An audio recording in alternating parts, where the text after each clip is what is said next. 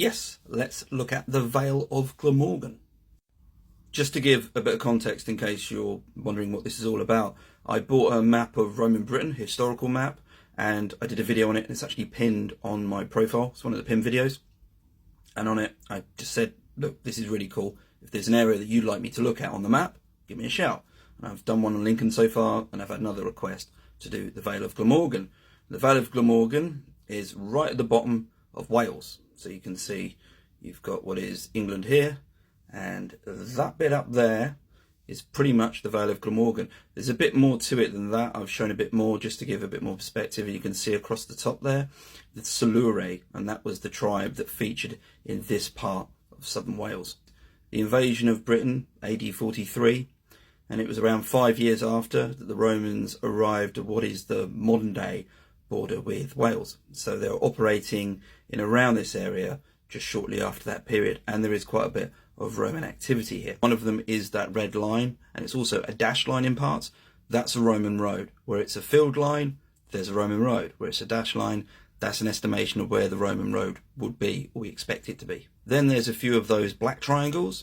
They're villas, so you can see there's one by Moulton and Witton, and the ones that are empty, such as by Llanbetheri, apologies for my pronunciation, that's a building that they haven't quite worked out what it was, but it's still something. There are two places of real note here. One is Cowbridge, and that is an undefended settlement, and it's thought that that was quite an important place for the Romans to be based at.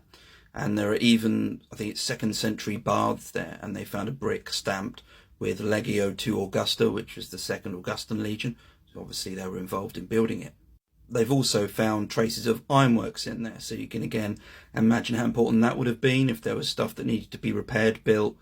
You know, you had that resource there. And at the bottom right hand corner there, you've got next to Sully what looks like an anvil. That's a hoard.